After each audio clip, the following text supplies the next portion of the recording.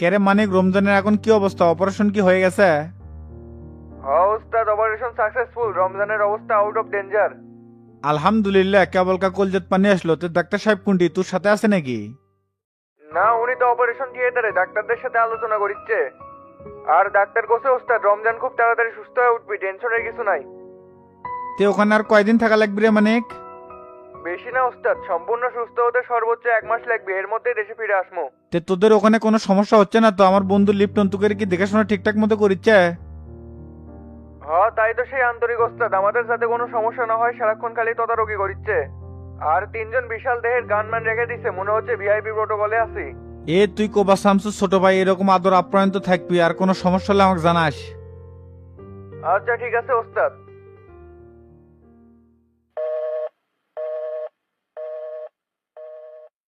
যাক, অবশেষে একটা ভালো সংবাদ পাওয়া গেল শামসু। সেলিম ভাই, রমজানের বিষয়টা নিয়ে খুব দুশ্চিন্তায় আছিলাম। আল্লাহর রহমতে এখন কোনো সমস্যা নাই। আচ্ছা, তুমি কি হাজি সিদ্দিকীর হোটেলের সিসি ফুটেজ গুলো পাছো? হ্যাঁ, সেটা তো গত রাতেই পাচ্ছি, কিন্তু কাউকে দেখে চিনে পাচ্ছি না। সবারই তো মুখোশ পরা। দেখেন তো আপনি চিনে পান নাকি? আপনার টিভির সাথে কানেক্ট করা আছে? আচ্ছা চালু করো, দেখতেছি।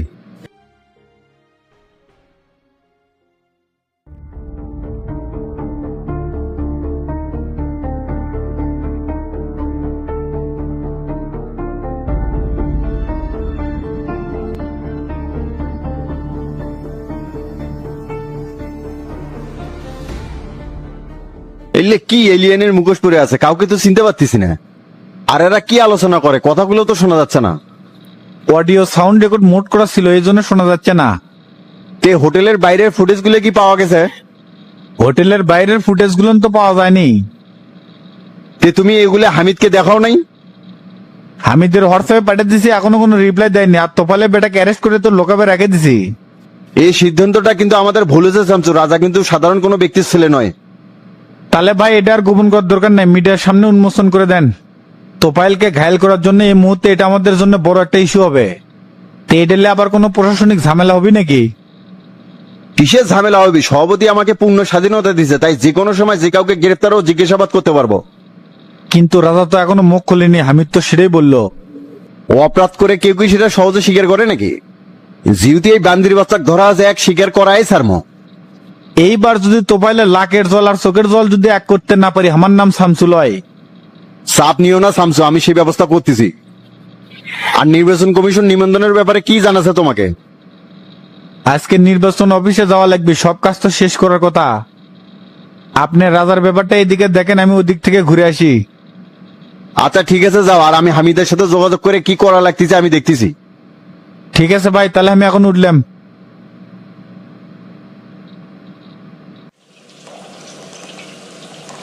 আরে তোতা, তোমাকে তো খুঁজতেছিলাম, কোনটি গেছিলা? মাঠে গেছিলাম আয়ন দাদু, সবাই ভলিবল খেলতেছি তো সেটা দেখতে গেছিলাম। ও, তে শফিক কোনটি গেছে? ওই সিংরা ক্ষমা দেখতেছি না। আমার সাথেই আসিল, আসতেছে তে হঠাৎ আমাকে ছেলে কি খবর? না, বসে বসে থাকতে থাকতে একঘেয়েমি লাগতেছিল, তাই তোমাকে সাথে একটু কথা বলতে আসলাম। তে তোমাদের জামিনের কি হলো? প্রসেসিং চলেছে, 200 কোটি টাকার মামলা তো, জেল খাটার তো বয়স লাগবে, না হলে জামিন দিবি না। হাই রে, করছো কি বারে? 200 কোটি টাকা তোমরা মেরে দিছিলা? আরে আয়ন দাদু নাকি, কখন আসলেন? এই তো কিছুক্ষণ আগে আসলাম, তোমাদের মামলার বিষয়ে কথাবার্তা শুনতেছিলাম। দাদু ওই বুড়োজনে জিজ্ঞেস করেন কেমনে 200 কোটি টাকা মারা দিছিল। হ শফিক, এতগুলো টাকা মেরে দিলে তে ধরা বললে কেমনে? কিছু বললো দেখ, সাতুলিয়া কামটা করছিলাম তো এই জন্য ধরা খাওয়া লাগছে।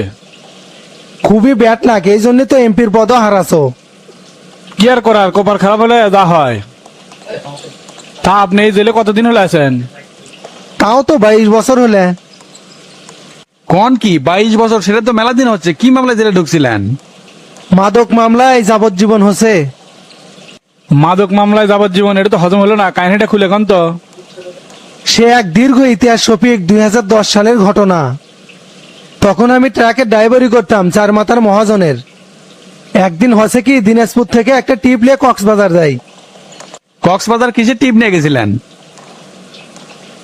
এক চাকরিজীবী কক্সবাজারে বদলি হয়েছিল, তারই বাসার মালপত্র। পরে কক্সবাজার পৌঁছে জিনিসপাতির নামে দিয়ে ফিরতি টিপ ধরার চেষ্টা করি। তখনই মহাজন ফোন দিয়ে করছে লবণের একটা টিপ আছে, পার্টির নাম্বারও দিল, সেই মোতাবেকই চলে গেলাম। মহাজনের টিপ, তাই অত গুরুত্ব দিলাম না। লেবাররাই মালটাল তুলে দিয়ে একবারে বেঁধে দিল। তারপর কি হলো দাদু? তারপর হাত মুখ ধুয়ে ফ্রেশ ট্রেশ হয়ে হেল্পারে গিয়ে গাড়ি টান দিলাম। এর মধ্যে এলাকার একটা চেংড়া আমাকে বারবার ফোন দিচ্ছিল, উই ঢাকাত গাড়ি চালাই বাড়ির যাবি, তাই আমাকে করলো যে আমাকে না মিরপুর থেকে তুলে লিও। বোঝো না, তখন ইয়াং আসছিলাম, বন্ধু বান্ধবের অভাব ছিল না, অনেকেই আমার গাড়ির চড়ে ঢাকায় যাওয়া আসি করছিল। তারপর কি হলো? তারপর ওয়াক তুলে নিয়ে রিল্যাক্সে আসতেছিলাম, সিরাজগঞ্জ ভাইবা হোটেলে ভাতও খেলাম। তারপর যেই মাত্র শেরপুর সাইরে সাধারণপুর থানার সামনে গেছি, তখনই পুলিশ সিগন্যাল দিল। গাড়ির কাগজপাতি ওকে আসিল, তাই কোনো চাপ নিলাম না, আমিও গাড়ি সাইড করলাম। ভাবলাম কাগজপাতি দেখামো, পুলিশ আমাকে ছেড়ে দিবি। যেই মাত্র গাড়ি থামাছি, পুলিশ আমাকে হুমো আত্মা মারতে মারতে গাড়ি থেকে নামালো। তারপর গাড়ির পেছনের ডালা খুলে কয়েকজন পুলিশ লবণের বস্তা খোলা শুরু করলো। খোলার সাথে সাথে দেখি ভেতরে ইয়াবা আর হিরোইন। আমি তো দেখে অবাক হয়ে গেলাম। কথা নাই বার্তা নাই, ডাইরেক্ট মার শুরু করে দিল। তারপরে কি হলো? তারপর গাড়ির পেছনের ডালা খুলে কয়েকজন পুলিশ লবণের বস্তা খোলা শুরু করলো। খোলার সাথে সাথে দেখি ভেতরে ইয়াবা আর হিরোইন। আমি তো দেখে অবাক হয়ে গেলাম। হাই রে, কোন কি? তাহলে তো আপনার মদন মাদকের ব্যবসা করতেছিল। বারে পুলিশ তো অনবরত জিজ্ঞেস করা শুরু করলো যে মাল কুত থেকে লিয়াচ্ছি, কার কাছে দিমু। আমি বারবার মহাজনের কথা কইলাম যে তাই টিপ ধরে দিয়েছে, আমি ড্রাইভার মাত্র। তখন পুলিশ কোনো কথা না শুনে গাড়ি সহ আমাকে থানাত নিয়ে গেল। পরে মহাজন কি থানাতে আসে নাই? কি আর কম দুঃখের কথা ভাই, পরে মহাজন আসে তো পুরোই পল্টি নিল, যে তাই বলে এগুলা কিছুই জানে না।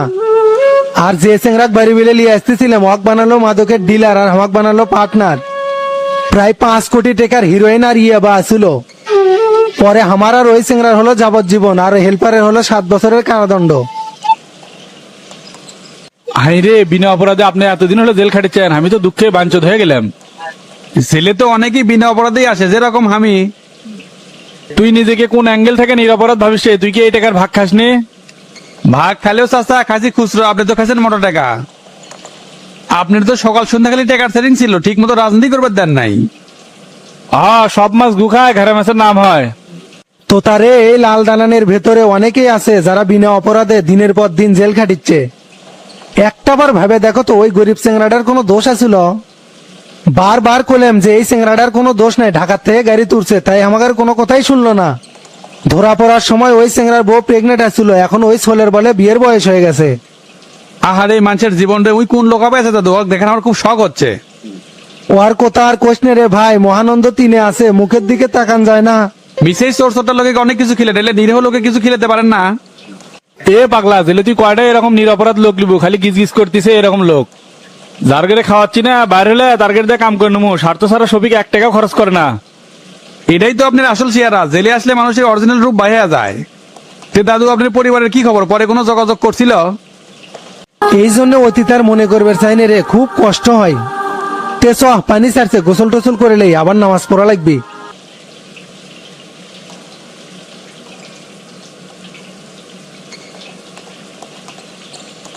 আচ্ছা চলেন, আর সন্ধ্যায় কিন্তু ভলিবল খেলা আছে, আপনার যাওয়া লাগবে। ঠিক আছে, যামনি।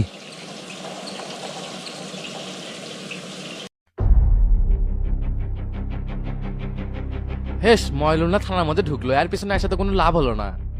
স্যার, গাড়ি কি থানার ভিতর ঢুকাবো না এখানেই থামাবো? না না, থামানোর দরকার নাই, তুমি এয়ারপোর্টের দিকে যাও। Okay sir.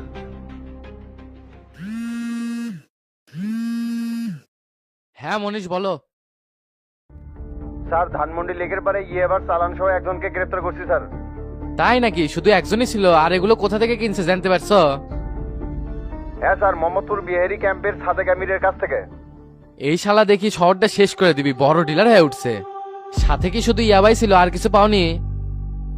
হ্যাঁ স্যার, পাঁচি নগদ 15,000 টাকা আর 2টা আইফোন।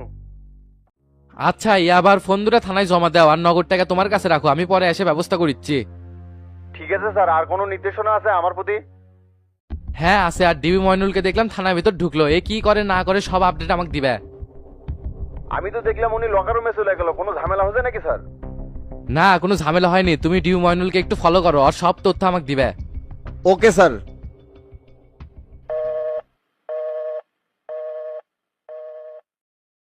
স্যার, আমরা এয়ারপোর্টে চলে যাচ্ছি। আচ্ছা, বামে গাড়ি সাইড করো। ঠিক আছে স্যার।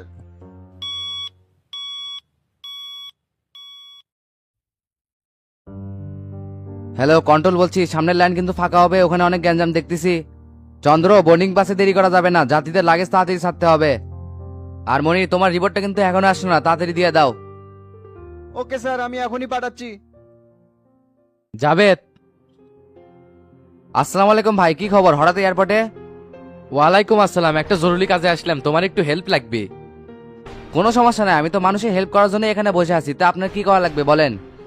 গতকাল রাতে 9টা থেকে 10টা পর্যন্ত এয়ারপোর্টের প্রত্যেকটা সিসিটিভি ফুটেজ চেক করা লাগতো। ও, আমি তো ভাবছি কি না কি হেল্প চাচ্ছেন, তে বড় কোনো সন্ত্রাসী ভেঙে গেছে নাকি?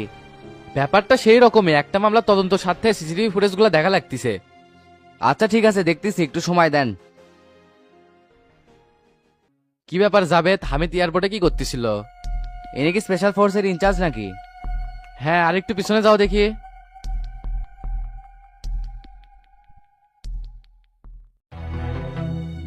জব্বার ভাই, আপনি তো নিজেও কালকে এয়ারপোর্টে আছিলেন, আর সাথে এটা কেটা? LGID মন্ত্রীর বেটা রাজা। তোফাইলের বেটা দেশ ছেড়ে ভাগছে নাকি? না, ভাগবে কেন, লন্ডনে পড়াশোনা করে, সেখানে পেটে দেওয়ার জন্য আসছিলাম। আচ্ছা জাবেদ, তুমি একটু 9টা 40-এর পরের ফুটেজগুলো চেক করো তো। হ্যাঁ, করতেছি।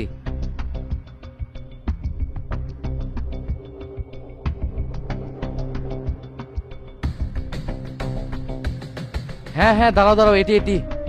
ও মা, স্পেশাল ফোর্সের ইনচার্জ না তোফাইলের বেটা ধরে নিয়ে যাচ্ছে, আপনি কি এই ফুটেজে দেখতে চাচ্ছিলেন? তার মানে হামিদি রাজাক তুলে নিয়ে গেছে। গিট তুলে গেছে মামা, এই ষড়যন্ত্র চলতেছে তলে তলে। জাবেদ, এই ফুটেজটা হোয়াটসঅ্যাপে আমাকে দেওয়া যাবে? অবশ্যই ভাই, এখনই দিচ্ছি। স্যার যদি এটা জানে, দেশে তো আগুন লাগাই ছেড়ে দিবি। ভাই দেখেন, আপনার হোয়াটসঅ্যাপে চলে গেছে। আচ্ছা ঠিক আছে, ধন্যবাদ তোমাকে জাবেদ, তাহলে আমি এখন গেলাম। তো কোনো কিছু খাবেন না? চলেন কফি খাই। না, আজকে আর কোনো কিছু খাবো না, অন্য কোনো দিন।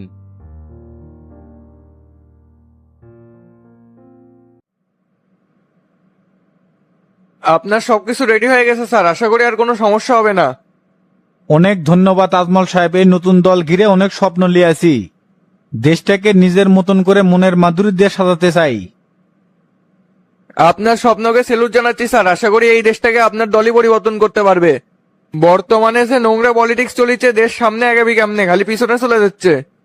আমি অনেক সিন্ডিকেটের সাথে যুদ্ধ করে আপনার এই কাজগুলো সম্পন্ন করছি শুধু দেশের জন্য। তবে কি আজমল সাহেব, কোনো সমস্যা? থামলেন কেন?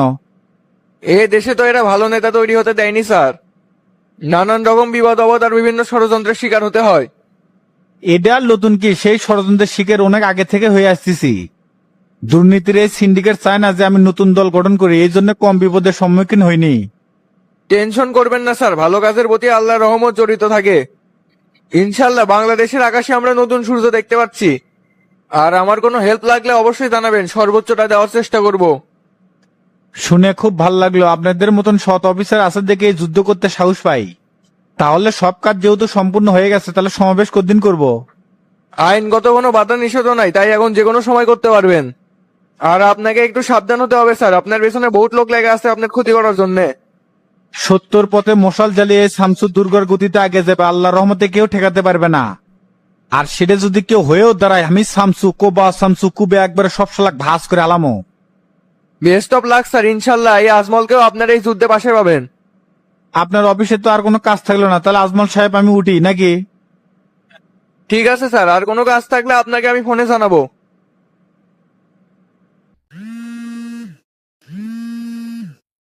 হ্যাঁ শামসু বল।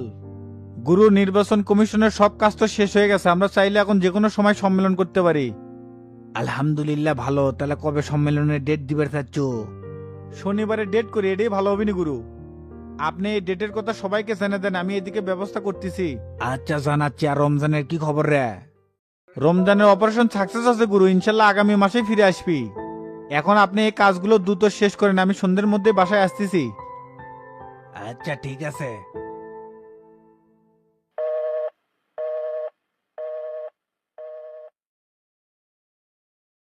সমাবেশ কোন দিন করবে চালো গুরু? 27 তারিখে নির্বাচন কমিশনের সব কাজ সম্পন্ন হয়ে গেছে। এইবার দেশে একটা বিপ্লব ঘটে যাবে, দেখুনি কতজনের বিগ উঠে যায়। এই অপশাসনের যুগ শেষ হওয়ার দরকার আছে গুরু। অভাগা জাতির কপালে শোষণ আর লাঞ্ছনা ছাড়া তো কিছুই জুটল না। বাটপার নেতারা উন্নয়নের নামে সব হরিলুট করে ফেলাছে। পরিবর্তন সহজে হয় না মাস্টার, ধীরে ধীরে হয়। 55 বছর হলে স্বাধীনতার উদ্দেশ্য যে চুরি হয়ে গেছে এটা শামসুর মাধ্যমে দেশের নাগরিক সেটা ফিরে পাবি। আমিও সেটাই মনে করি গুরু। এত কথার ভিড়ে নতুন দলের নাম আর মার্কা কি নির্ধারণ হলো সেটাই তো শোনা হলো না। জনদরদি পার্টি, সংক্ষেপে জিডিপি, আর মার্কা হচ্ছে কলম। মাশাল্লাহ, খুবই সুন্দর। নামের ভিতরে অবহেলিত মানুষের অধিকার জলজল করিচ্ছে। আর মার্কাও বেশ আদর্শবান, কলম ন্যায় ও সত্যের প্রতীক। সবাইকে এখন ফোন দিয়ে জানা দেওয়া লাগবি।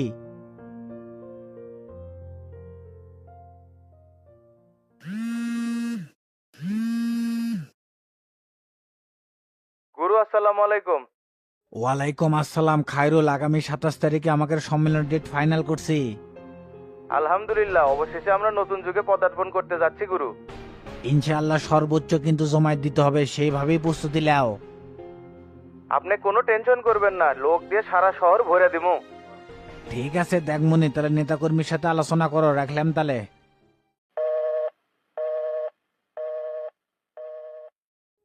গুরু, এটা কি জনকল্যাণ পার্টির প্রেসিডেন্ট নাকি? খায়রুল বাশার খুবই ভালো লোক।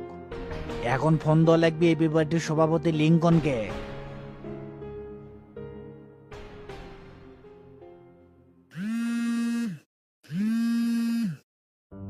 গুরু আসসালামু আলাইকুম।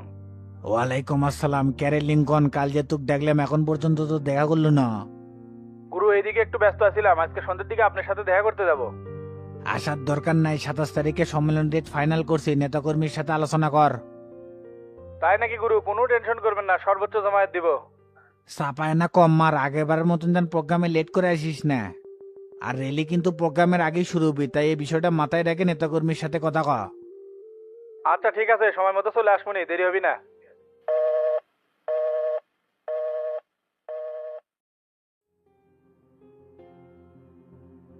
এই জুগলুল বাসার তো ফোন ধরিচ্ছে না, এই ফোন থেকে গাছে গুন্ডি। এটা আবার কোন নেতা গুরু? অকাশ পার্টির সভাপতি জগলুল বাসার, খুবই ডেঞ্জারাস চেংরা। শামসুর একনিষ্ঠ ভক্ত, যা কয় তাই শোনে।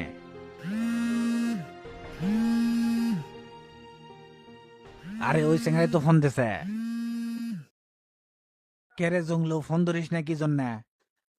গুরু, আমার নাম জগলুল, জংলু না। বুঝছি, তে এত কঠিন নাম তো আর কি দরকার ছিল? আর ফোন থেকে যাস কুন্ডি? ফোন সাইলেন্ট আছিল তো সেজন্য বুঝতে পারিনি। কি হচ্ছে বলেন? সম্মেলনের ডেট কিন্তু ফাইনাল হয়ে গেছে 27 তারিখ। নেতাকর্মীর সাথে আলোচনা করে সকাল 10টার দিকে চলে আসিস। আচ্ছা ঠিক আছে, আর হোয়াটসঅ্যাপ গ্রুপে একটা মেসেজ দিয়ে দিন। দিয়ে দিছি বে, তুই এখনো দেখিসনি? রাখলাম।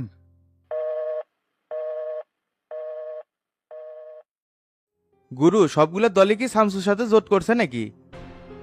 প্রথমে তো এরা শামসুক নিজের দলে টানার জন্য খুব চেষ্টা করছে, পরে সেটা না পেয়ে পুরো দল নিয়ে শামসুর সাথেই জোট করছে। তাহলে তো গুরু এবার জনতা পার্টির খবর আছে, দেশের বড় বড় দলগুলো পরিবর্তনের ডাক দিছে। অবশ্যই আমাকেও সেভাবেই প্রস্তুতি নেওয়া লাগবে। তে মাস্টার হাবিব সকালবেলা কার বাড়িতে গেল? ওনার বলে ছোট বোনের বাসা আছে মগবাজারে, সেখানে দেখা করবার গেছে, সন্ধ্যার মধ্যেই চলে আসবি।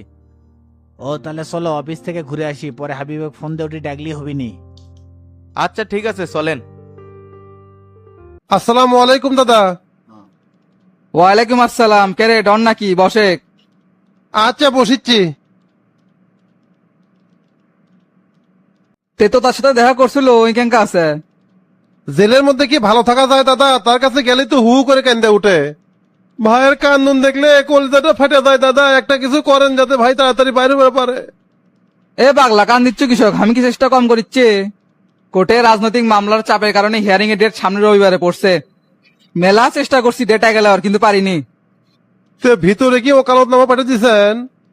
না না, আজকে সন্ধ্যায় চলে যাবি। আর টেনশন নিস না, এই হিয়ারিং এ জামিনের চেষ্টা করবো, লাইন গেট করছি। কে জজ করতে গিয়ে বলে জামিন হবি না? হাইকোর্ট থেকে করা লাগবে।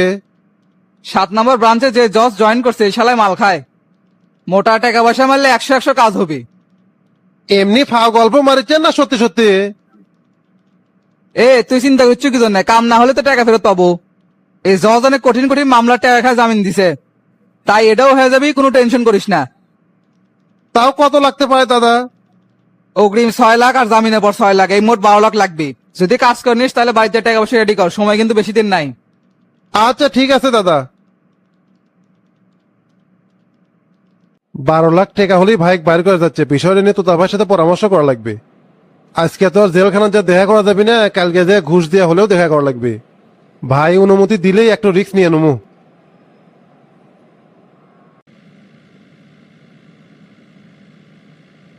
এ গাড়ি ভালো করে চালাস, তোর কিন্তু কোনো বিশ্বাস নাই।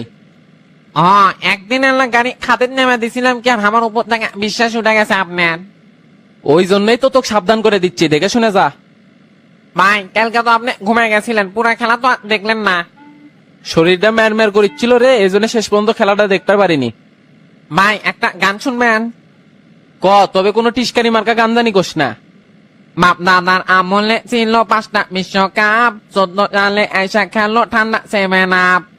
খালি বলছে মাঝে বেশি গল্প হেডা ভরা, চিন্তা করে দেখো এখন আর্জেন্টিনা সেরা। আরে মেসি যখন কাপ নিয়া নেইমারে সামনে দিয়া রঙ কইরা হাইটা যায়, বুকটা ফাইটা যায়। শালাক একেবারে লাথিতে গাড়ি থেকে ফেলে দেবো। ব্রাজিল না টিটকারি মানিস না, একেবারে দাঁত কিন্তু ভেঙে ফেলে দেবো। ভাই আপনি কিন্তু ব্রাজিলের মতোই খারাপ আচরণ করেছেন। আমি মুখ দেয় করছে, আপনি মুখ দেয় কন, মারেন কে? কাপ তো নিবার পারিনি না, খালি পারাপারি করেন। এ চোষর, তুই যে এরকম ফটো ফটো করিচ্ছ, এক মেসি ছাড়া আর্জেন্টিনা দলে কোনো প্লেয়ার আছে রে? এই বুড়া চলে গেলে তোরা কি করবো? 10 দিনকা সাপোর্টারও সিংকা। আর্জেন্টিনা দলে উনকা তারকা জন্ম হয় ভাই, এক মেসি যাবে লক্ষ মেসি জন্ম নিবে। কে ম্যারাডোনা চলে যাওয়ার পর মেসি আসেনি, ইনকা দেখবেন আরো আসবে। আর ভাই ওই প্রজেক্টরে লোক আসছিল, ভাড়ার টাকা নেবে। আচ্ছা আমি দেখা করবো নি। আর ময়ূরী বাজারে লিস্ট দিছে তো? হ ভাই দিছে। তা আমরা কি ফতে আলী বাজারে যাবো নাকি? হ ওটি চলে, ওটি গেলে টাটকা মাছ পাওয়া যাবে নি। আচ্ছা যাচ্ছে। করা লাগবে। ভাই অনুমতি দিলেই একটু রিস্ক নিয়ে নেবো।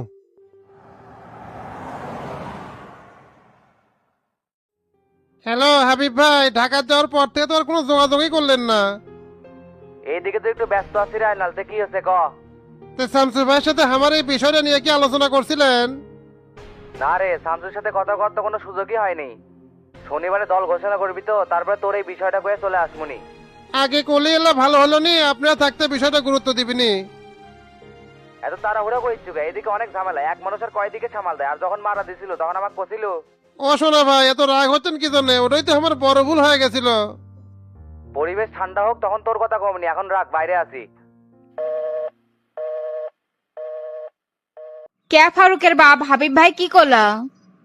শামসু ভাইয়ের সাথে কথা কর বলে সুযোগই পাচ্ছে না। ঘরের টাকা মানুষের দিয়ে ওত পারা লাগিচ্ছে। হাই রে ব্যস্ত রে, একবার ওসির সাথে কথা কয়া দিলি তো হয়। এলা ব্যস্ত আছে তো, ফ্রি হলেই ওসির সাথে কথা কবে। কোন দিন আর কবি? রাব্বিক যে কবে ধরবি সেটাই তো বুঝিচ্ছি না। পুলিশ চেষ্টা করেছে রে বউ, আসিনি ওকে ধরে ফেল দিবে। বেন্নের বাচ্চা, সেটা তুই বসে থাকে কতবার করলাম থানার যে আমার কথা তো শুনবো না। আল্লাহ যে কৃষক এই বলদেক আমার কপালে লেখে রাখছিল। গোলাপি, মাইন্ড ইউর ল্যাঙ্গুয়েজ। তুমি গুলো দিন দিন আমার সাথে খুব খারাপ আচরণ করিচ্ছ। তোর সাথে খারাপ আচরণ না, কি করবি? এ গোলাপি, এত পেশাল বাদ দিয়ে খাবার রেডি করো তো, দোকানে যাওয়া লাগবে। আচ্ছা ঠিক আছে, যাচ্ছি। স্যার রাজার খোঁজ তো পাওয়া গেছে। তাই নাকি? কোথায় ওই? শামসু ডিবি হামিদকে দিয়ে রাজাকে ধরে নিয়ে গেছে, এর সাথে স্বরাষ্ট্রমন্ত্রী জড়িত আছে। ধন্যবাদ জব্বার, দেশে এবার আগুন জ্বলবি আগুন। এই তোফাইল যে কি জিনিস শামসুকে এবার হারে হারে বুঝে দেবো। জব্বার, রাজাকে ওরা কোথায় ধরে নিয়ে গেছে এটা খুঁজে বের করো। আচ্ছা ঠিক আছে স্যার, আমি দেখতেছি।